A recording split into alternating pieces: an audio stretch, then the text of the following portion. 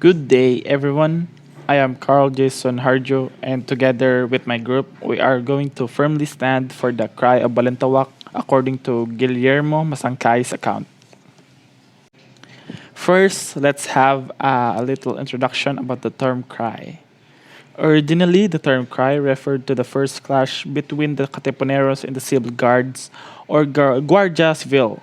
The cry could also refer to the tearing up of the community tax certificates or cedulas personales in defiance of their allegiance to Spain. The inscriptions of Viva la Independencia Filipina can also be referred as term for the cry. This was literally accompanied by patriotic shouts because of competing accounts and ambiguity of the place where this event took place.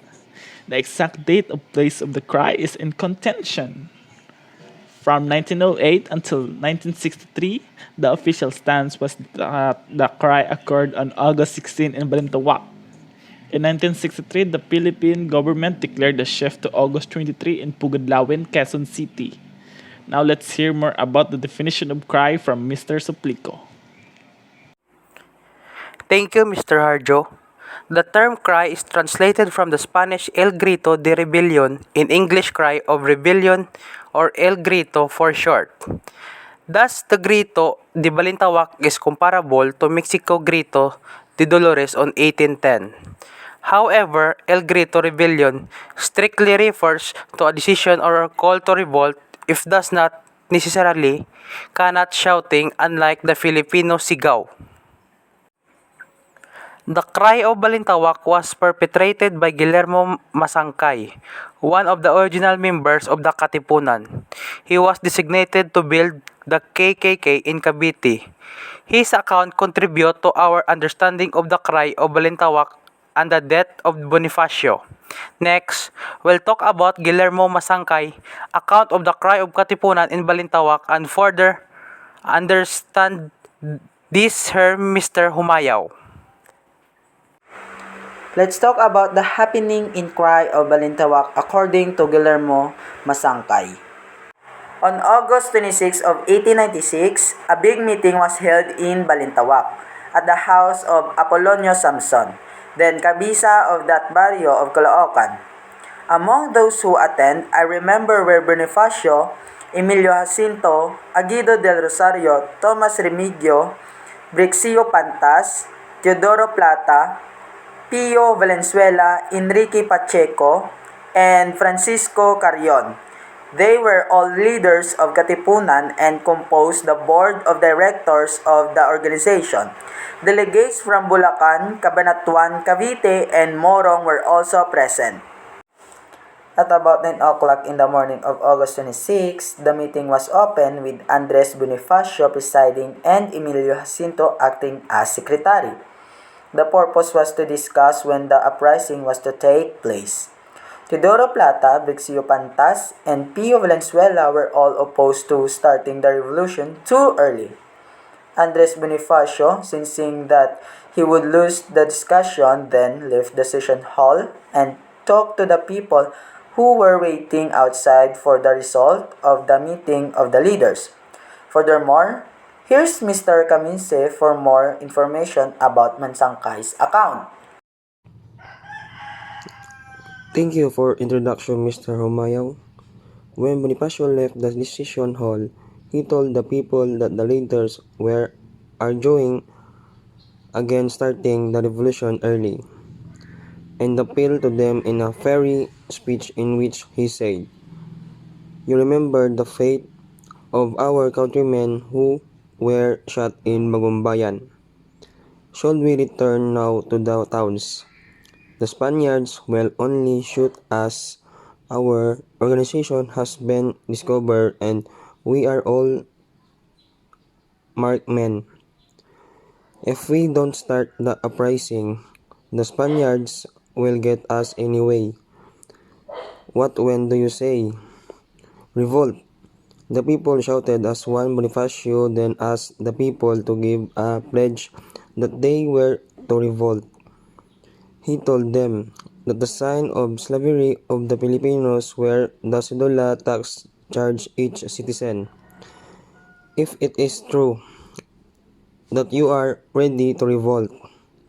I want to see destroy your cedulas. It will be a sign that all of us declare our severance from the Spaniards.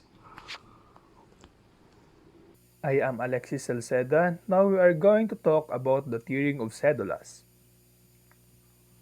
Not all accounts relate the tearing of cedulas in the last day of August. Of the accounts that do, older ones identify the place where this occurred as Kangkong in Balintawak, Caloocan. Most also give the date of cedula tearing as August 26th in close proximity to the first encounter. One Katipunero, Guillermo Masangkay, claimed cedulas were turned more than once on the 24th as well as the 26th. Mr. Soriaso will talk about our stand regarding the site of the cry. Why do we firmly believe that the cry was held in Balintawak?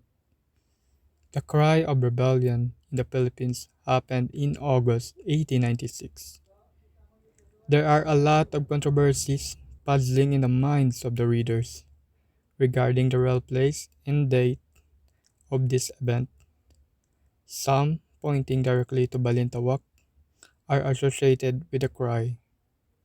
Lieutenant Olegario Diaz of the Spanish Rebel Guards wrote in 1896 that the event happened in Balintawak, which corroborates the account of historian Gregorio Zaide and Teodoro Calao. On the other hand, Teodoro Agoncillo based his account from that of Pio Valenzuela that emphasized Pugad Lawin as the place where the cry happened. Here are some reasons why Pugad Lawin is not considered as the place of the cry. People of Balintawak initiated a revolution against the Spaniards. That is why it is not appropriate to call the cry of the Pugad Lawin. The place Pugad Lawin is only existed in 1935. After the rebellion happened in 1896, the term Pugad Lawin was only made up of because of the hawk's nest at the top of the tall tree at the backyard of Tandang Sora in Banlat Gulud, Caloocan, where it is said to be the one of the hiding place of the revolutionary group led by Andres Bonifacio. Now, Mr. Mandapat will talk about the other cries and commemoration. Thank you. In 1895, Bonifacio, Masangkay, Emilio Jacinto, and other Katipuneros spent Good Friday in the caves of Mount Pamitinan in Montalban, now part of Rizal Province. They wrote, "Long live Philippines Independence," on the cave walls, which some Filipino historians consider the first cry, El Primer Grito. The cry is commemorated as National Heroes Day, a public holiday in the Philippines. The first annual commemoration of the cry occurred in Balintawak in 1908 after the American colonial government repealed the sedition law.